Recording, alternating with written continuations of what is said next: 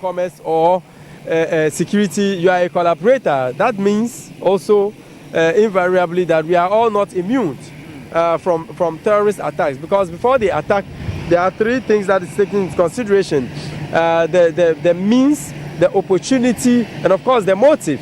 All right, these terror groups have would obviously have the motive to come after us, because they will say, "Oh, you are collaborating with the West." And remember when the issue of the Defense Cooperation Agreement came, I said, that might put Ghana, in the limelight, of these, terror groups who might think that we are cooperating with the U.S. in fighting terrorism. They have the means, because there's terrorist financing. They are able to wire money through illegal means, money laundering. They have the weapons from other parts of the continent and even from beyond the continent. They could also have the opportunity, because we have issues with our security. We have issues with border security. Okay, so whatever is happening in the Sahel region, if you sit in Ghana and think it has nothing to do with you, then you must be, so ill-informed. Okay, so that is why this is extremely very important to the ordinary Ghanaian, and that is why His Excellency, the President now, the chair of the Authority of Heads of States of Governments of the ECOWAS, is giving so much priority to what is going on in Mali. So in the end, it engenders peace not only within Mali, but the greater West African and Sahel regions altogether. I'm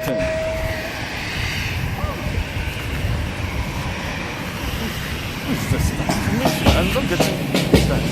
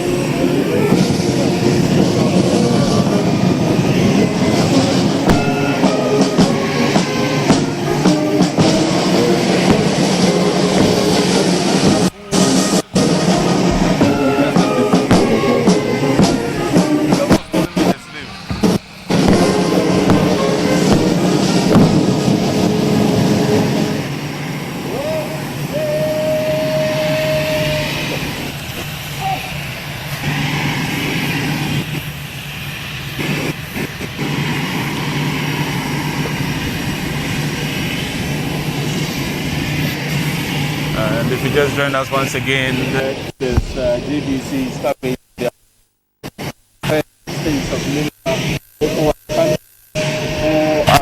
arriving in Ghana to take part in that extraordinary summit. The summit aimed at finding a permanent solution to the impasse in Mali.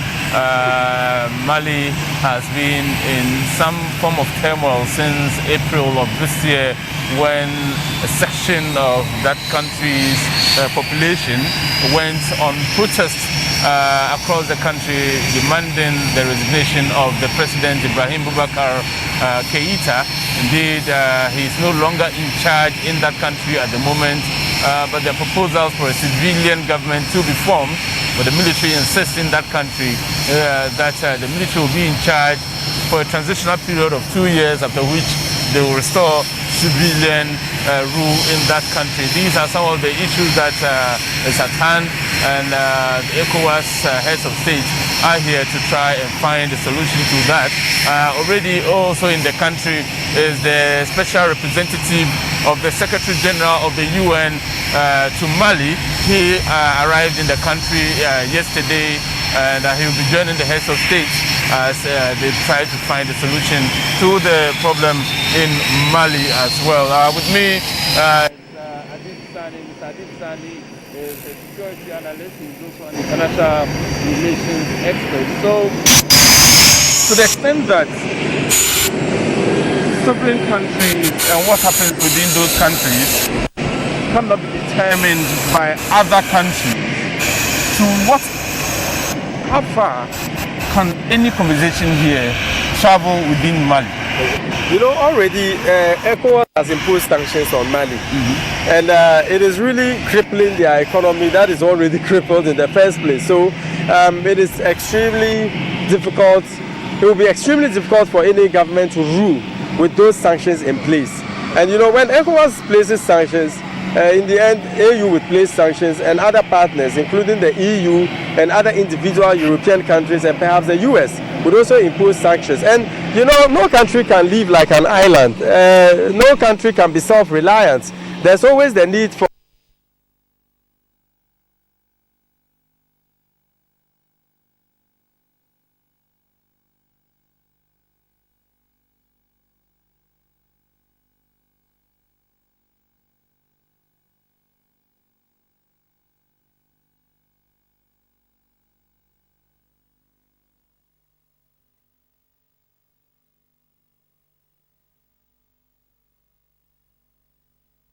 elite class or the people at the grassroots, the ordinary citizens of those countries. It is always based on a particular premise, because of course, I mean, like what is happening with the sanctions in Iran, it was the Iranian people who were suffering. You know, as for the politicians, they would always live in luxury. However, the premise is, if there is a sanction on a country, things will be so bad that it will make the government very unpopular, and that is every government's nightmare. So you'll be forced to give in to some of these demands. So I think it is a good thing. A clear message would have to be sent out to the authorities in Mali that you cannot live like an island. I mean, would slap you with even far greater sanctions if you don't, you know, see it into the will of the people. And I think that is a very good thing to happen. Every country obviously has international partners, and who also have a very important role so far as running of the country is concerned. One of Mali's greatest influences is France. And France's role, or France's propositions with respect to what is going on, is very consistent with that of ECOWAS. And like I earlier on stated, whatever it is they are discussing might have also been discussed with France. That largely remains very much influential in many of its colonies. Okay, so these sanctions really bite hard, and they help in getting, you know, these militaries to give in to the demands of the people. Within the ECOWAS sub-region in particular, you find more than at least 2 languages. So there is English, there's French, and sometimes there's Portuguese. Yes, well. Exactly. So when they meet at summits such as these, especially under emergency situations like this, and they would have to be interpreters, yeah. Does that not affect the level of communication and the impact of messages that are being sent? Because something will by all means be lost through translation and so on. How do they interact? You know, we have experts that are usually tasked with the translation, people who have been tried and tested with a lot of industrial expertise and experience in whatever they do. I do know that sometimes language is quite dynamic, and it goes beyond the way things are spelled, even the way they are pronounced. And I'll give you an example. In Chi, when you say Papano, that man. Yes. But if you say Papano, yes, it's the same spelling. Papano and Papano. Yeah. They mean 2 different things altogether. You get me? So in other languages it can be the same, but I doubt that it would have any direct, you know, bearing or negating bearing on the negotiations that will be happening here. I mean, everybody is clear about the rules of engagement. Everybody is clear about the stance taken by ECOWAS, the opposition in Mali, and the military. So it is about, reconciling the differing opinions. And I speak as a conflict and mediation specialist. As a matter of fact, I did a course at Kofi Annan International Peacekeeping and Training Center. That automatically makes me a member of the AU mediators role. So I do understand some of the dynamics that goes into some of these diplomacies that happen. I remember one of the courses I took was in negotiation, and it was with specific reference to a Western journalist who was kidnapped in Colombia. And it all started with the kidnappers asking for $2 million. And the negotiators told the family, what do you think you can offer? The family was like $1.5 million. And they said, no, in negotiation, you don't go that way. You start with $50,000. The family was like, no, you want our relative killed? And they said, no, that is negotiation. When he knows he's mentioned a big amount. You should also mention a very small amount. And in the end, you know what separated them? About $200,000. Wow. So, there's an art of diplomacy. And in considering all of this that is happening, it should go beyond just the superficial information we are very much accustomed to. Oh, there was protest and a government has been overthrown and the military is in charge. There are issues that borders on human security in Malian society. Yes. So in as much as we're concerned about, bringing an end to the impasse, we should be also concerned about bridging the inequalities in that country. We should be also concerned about development of the people and improving their lot, because that is what contributes to sustainable peace. If not, what we're doing here would not, last beyond a year. Right. We've seen the arrival of many more of the dignitaries who are expected to be at the summit later today. Already we've seen Foreign Ashungbe arrive. We've seen the arrival of the President of Niger, Mahamadou Issoufou, and shortly we will confirm who is here as well. But there will be a brief ceremony. The national anthems will be played here to signify the arrival of these heads of state. This is the President of Burkina Faso.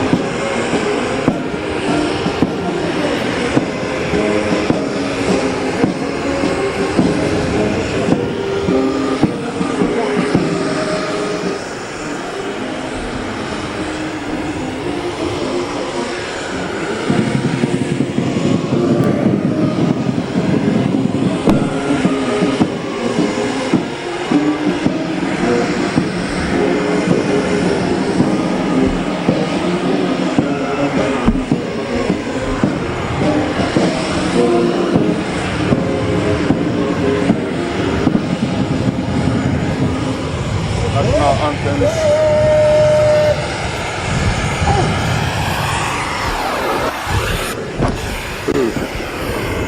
The national anthems of Ghana and Burkina Faso. We just listened to that a short while ago to welcome the Burkinabe President Rochmark Christian Kabore, who has been in power since 2015 as well. He took over after a similar situation. Yes, exactly. Popular uprising against the rule of President Blaise Compaoré, who also has been in charge of Burkina Faso for some time now. However, the major issue right now in Burkina Faso, aside the economic issues and other underlying social issues, is the issue of security. Look, Burkina Faso, at a point, the U.S. head of military, Africa Command, said, General Marcus Hicks, that we seem to be losing the fight against terrorism in Burkina Faso. And the U.S. must take an active role, play a very active role, so far as ensuring security in Burkina Faso is concerned, because whatever is happening there has the potential of spiraling out of control and into other neighboring countries, especially Ghana, which they claim has been a very peaceful country. I mean, for some time now. We've never had a civil war before. We've never been attacked by any terrorist group. So far, we've not really been very much threatened. However, there's a cause for concern. So Burkina Faso is really posing a bit of a problem to the whole West African sub-region. Terrorist attacks in Burkina Faso has become more like a daily occurrence. And like I indicated, most of these groups, the so-called Islamic jihadi groups, are taking advantage of the lack of social services offered by the government in those areas. They are able to take over, they are able to impose taxes, and they are most importantly able to provide certain services that the government is not able to. So in the end, what do we see? We see the community siding with the groups, giving them cover, protecting them, and even getting more recruits into these groups. So until we are able to look at the war against terrorism from the hybrid perspective, from the partnership perspective, I'm sure it would be a long way ahead. Okay, so I think it is very, very critical that going forward we enhance Operation Bakan and other operations that is currently ongoing between a number of countries within that region, and of course their French counterparts, in dealing with the spirit of terrorism. Let us make a conscious attempt to develop, to invest in human security, which I must say is the most important aspect of security. For years on end, our focus has always been on the militarized nature of fighting terrorism. Use drones, go and bomb terror targets, kill them as much as they can. You know how long America has been killing so-called terrorists in Afghanistan? They've been in the longest war so far. After the Korean War, which didn't last for so long, and even after the Vietnam War, which lasted between 1965 and 75. This is by far the longest war America... Exactly, since the invasion of Afghanistan to topple the Taliban after the 9/11 attacks. They have been bombing. Okay, using fighter jets, using stealth bombers, etc., to kill terrorists. But the terrorists keep coming in their numbers. Right now, the president of Nigeria, President Muhammadu Buhari, was recently re-elected after a hotly contested election. That election had to be postponed at a point in time to the degree of many of the opposition at the time. What actually led to the postponement of that election? Because it did spark up a lot of suspicions at the time. Of course, it was another very serious issue we had to contend with, because if Nigeria, like I said, sneezes, the whole West African subcontinent would catch cold. Nigeria is a big brother. Whatever happens in that country would have dire consequences on the whole West African sub-region. and the postponement was met with a lot of suspicion. But they gave their own, assessment of what was going on with respect to how prepared they were for the elections. But thankfully, the elections was able to come on without major hiccups. But like I always say, I mean, you cannot have 100% free and fair, credible elections. Nowhere in this world can you have that. Even in the US, they had their own issues, especially ethnic, politics playing a very crucial role in what was going on. But Nigeria is a very unique case, considering their history. In the late 1970s, when there was a coup by 5 majors, resulting in the Igbos who are in the southeastern part taking power. And it resulted in the killings of some very high-profile persons in the country, which later resulted in the Biafran War. Indeed, a lot of people were killed and a lot more displaced, in the millions.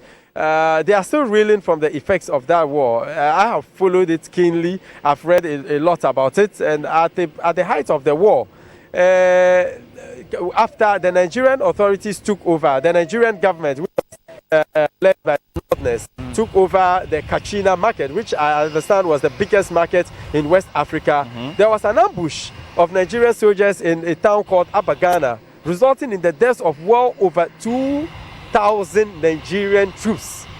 That was inflicted on them by the Biafran army. So it was a very despicable, dastardly, war that divided the country and is still dividing the country, because a lot of ethnic politicking is happening in that country. But that notwithstanding, it has largely been able to be controlled.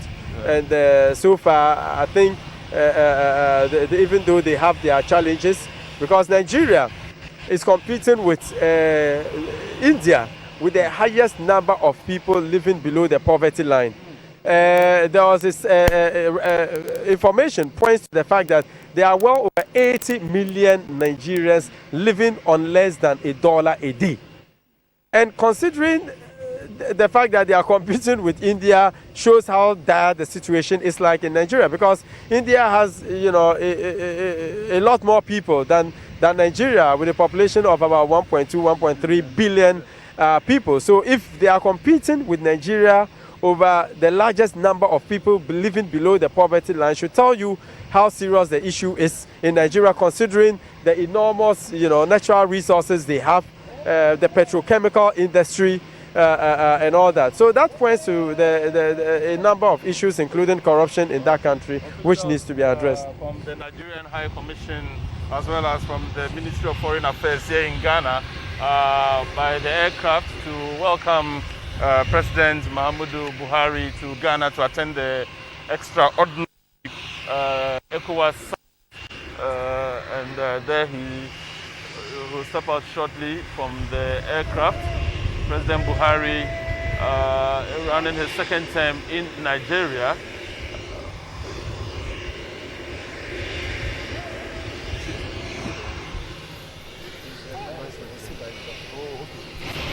All right, so it's actually the Vice President of Nigeria, Osibanjo, who is representing the country, I believe, here.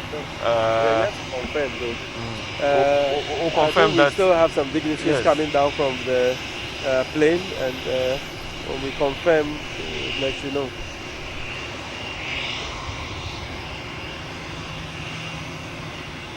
Yes, definitely is the Vice President of Nigeria who has arrived on behalf of his country.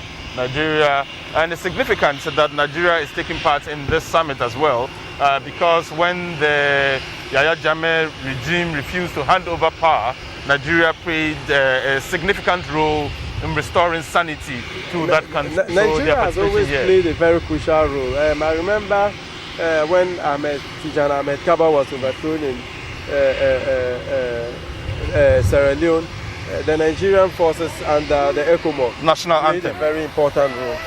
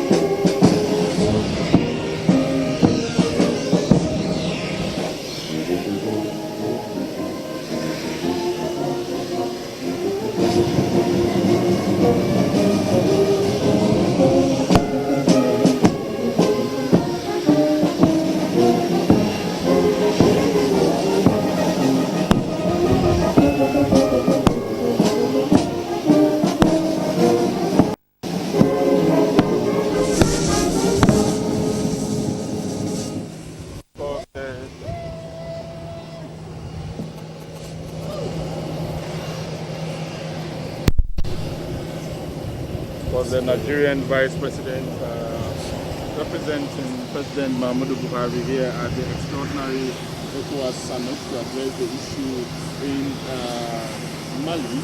Significant that Nigeria is playing a role in this one as well, because they have always been instrumental in restoring sanity to countries that have been turned upside down, as just as the situation in Mali.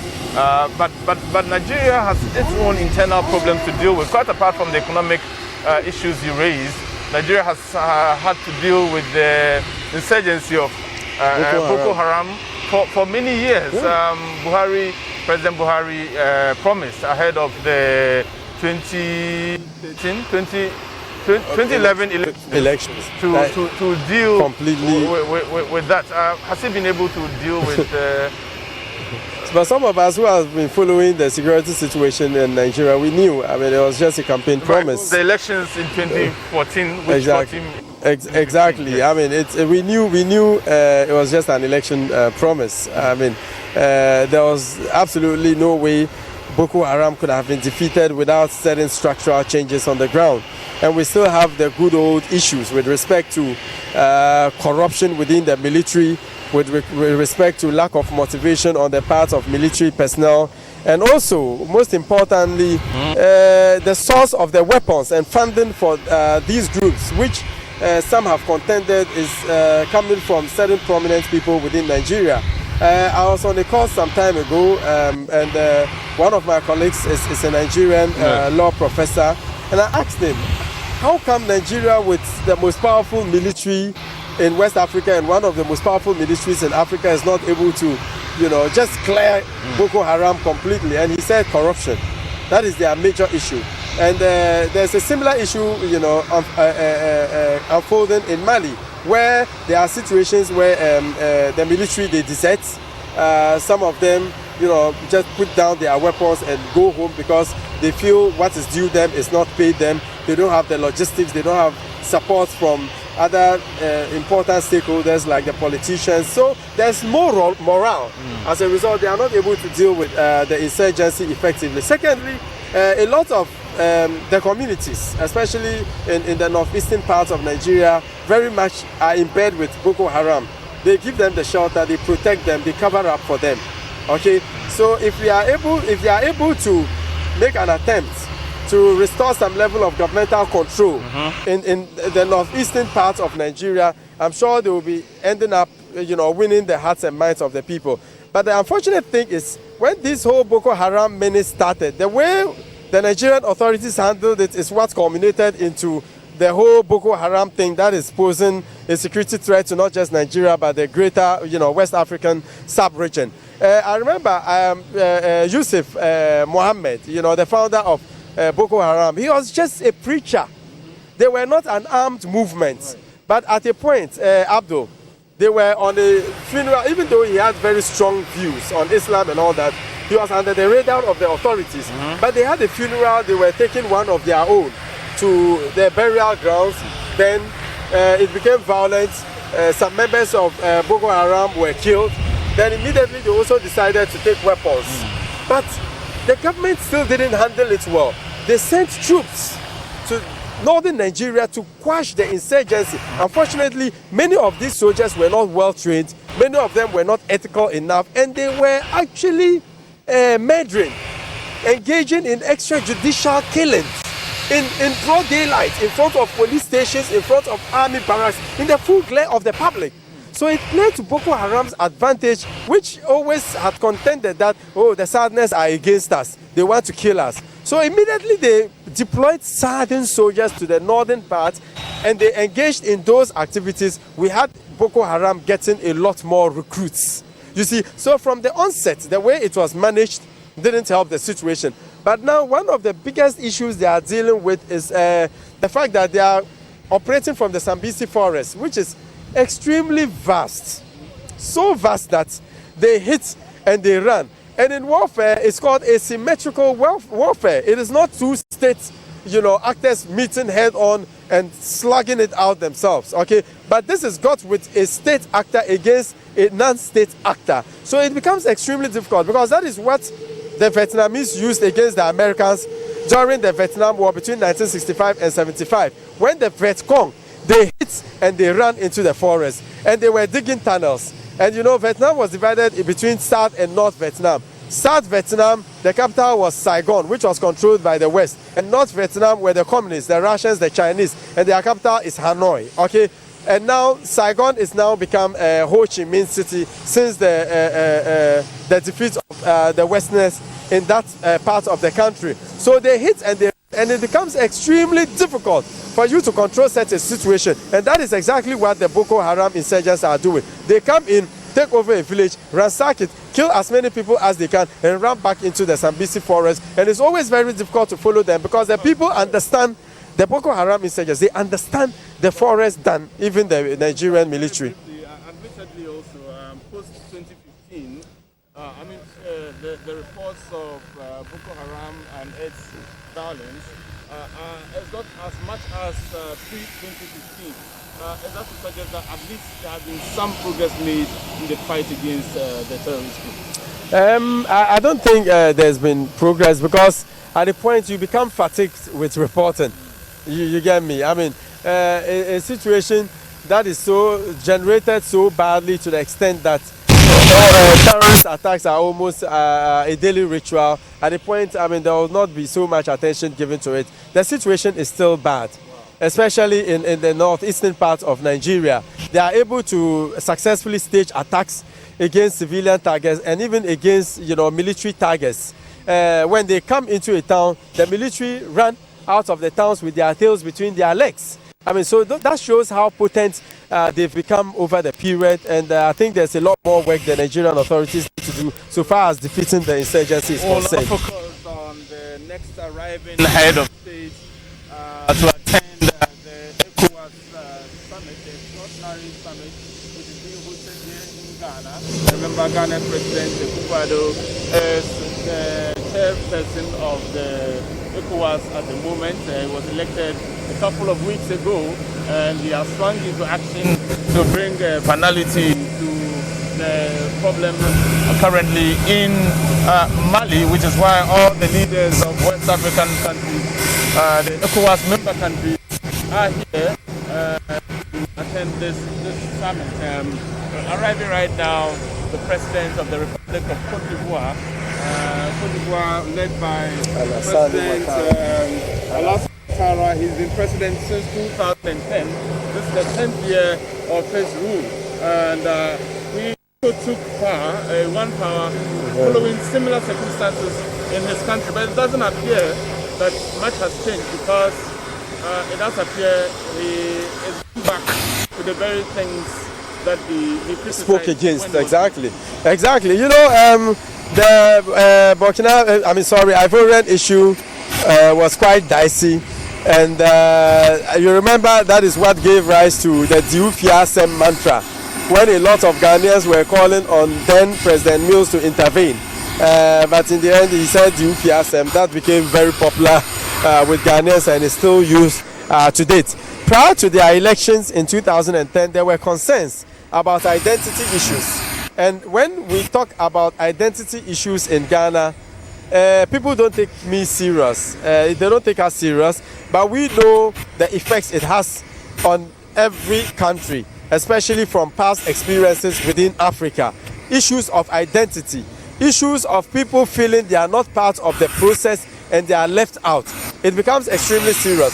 So they want them, prior to the elections in 2010, that we need to really give credence to issues of identity, because there was talk about the fact that Alassane Ouattara is not Ivorian enough. He is from Burkina Faso, and the Northerners were not Ivorians, they were from Burkina Faso and all that. There was issues of vigilantism in the country, and one notable vigilante group is called the Young Patriots. That was led by one young man, very vibrant firebrand, called Charles Blegude, also known as the Street General. And that is also playing out in Ghana, because there are still issues of vigilantism, there's still issues of identity, and all of this was not taken into consideration. Then they went into the election, and President Laurent Gbagbo said he would not leave. I remember the Independent Electoral Commission was going to announce the results, and one man just sprang from nowhere and tore the result sheet into pieces. Then I knew there's trouble at hand. Unfortunately, ECOWAS didn't react in time. Okay, AU didn't react in time. We thought it's just another political. Again, France did react by sending troops at that time. Yes, but they were not an intervention. They were to create a buffer between the south and the west. But later, the French themselves realized that there was no commitment, especially on the part of the then government, because they started, attacking French interest in the country. Indeed, there was a lot of propaganda against the French in Ivory Coast, and of course that didn't make the French happy, and in the end they just left them to their fate, and that is what culminated into the civil war in 2011, which the current main opposition firebrand, who has been disqualified, Julien Soro, also played a very crucial role, because he was the leader of the new forces that came from the north and fought their way all the way into Yamoussoukro and Abidjan, and even into the heartlands of the former president, and one of it being Yopougon, which is a stronghold of Laurent Gbagbo. So it was a very nasty war. There were talks about rebels finding their way into Ghana from Ivory Coast, and I'm hoping that going forward their political crisis will not degenerate into something similar to what happened in 2011. That is why it is extremely important that we react to some of these things in a very timely manner.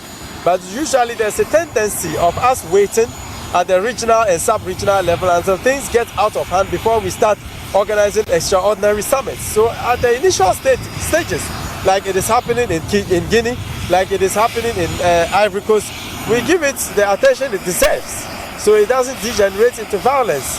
And when we are able to deal with it, that way we are able to prevent, President Alassane Ouattara has just arrived for the extraordinary summit. Of course, we go through the welcome protocols. First will be the national anthem of the Republic of Cote d'Ivoire, and that will be followed by the national anthem of the Republic of Ghana. And he'll proceed to the venue for the summit, which is at the Presidential Lodge at Peduase. The national anthem of Cote d'Ivoire and of Ghana.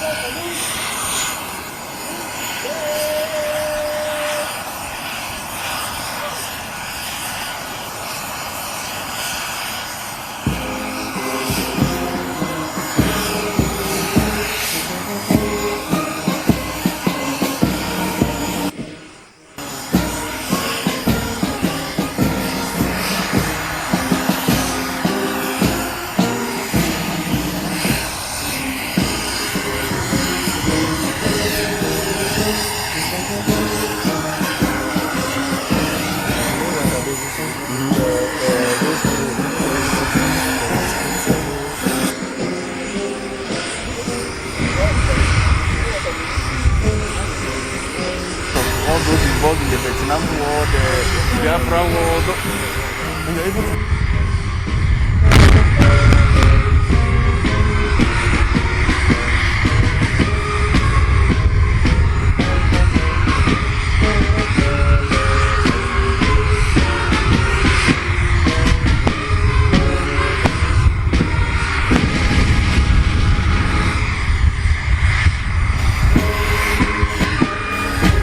like me, I'm always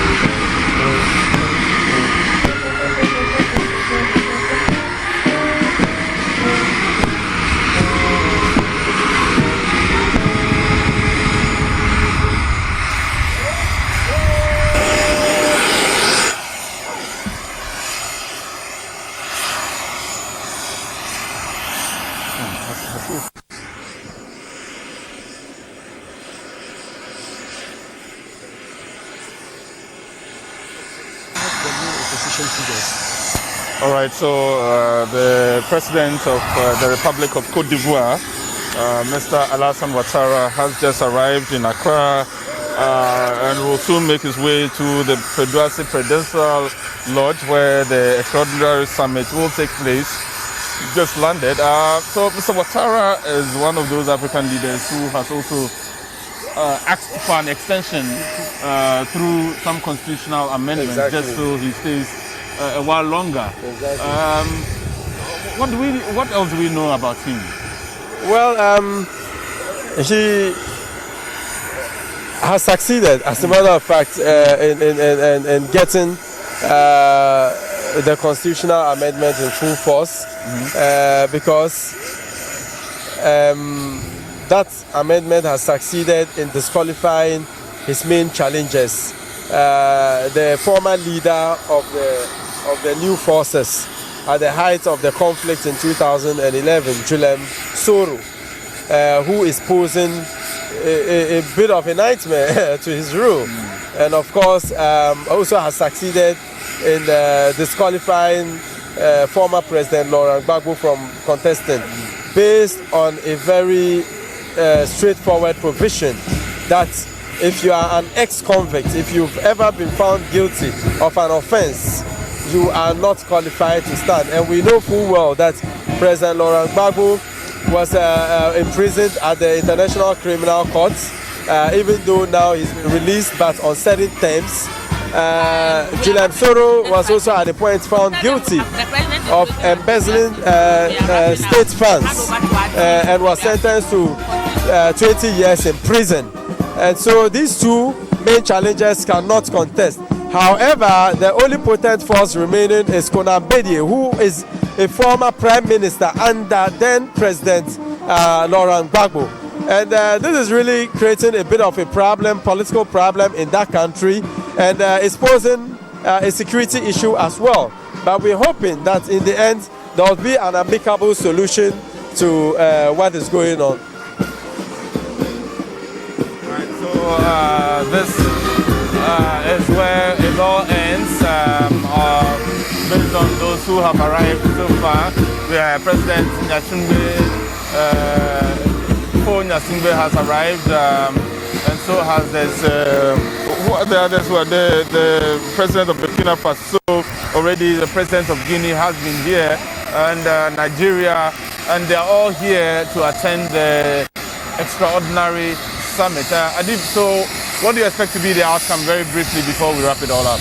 I'm hoping that they use all the conflict, and mediation expertise they have. Of course, these are leaders who have served in high-profile capacities for a lot of years. They have a lot of industrial expertise so far as issues of this nature is concerned. I'm hoping that in the end they reach a consensus, they are able to meet each other halfway, and ultimately the will of the people should suffice on that occasion. Right, and thank you very much. For those who are interested in following up on this story, GBC's cameras are currently situated at the Presidential Lodge, where we'll bring you up-to-date information as to what decisions are taken. Thank you very much, Adil Sani, international relations expert, and also a security analyst here with me. My name is Abdul Women. Continue watching GBC channels as we bring you more on the extraordinary ECOWAS Summit. Have a very good morning.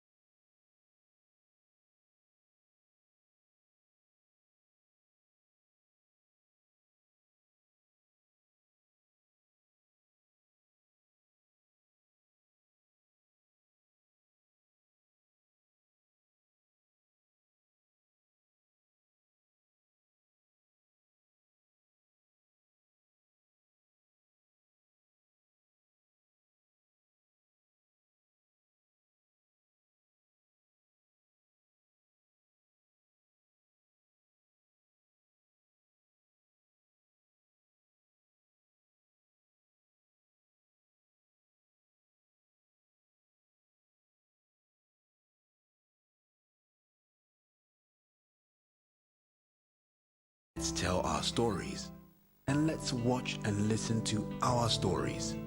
There will be so much to tell. Ghana is a truly beautiful country.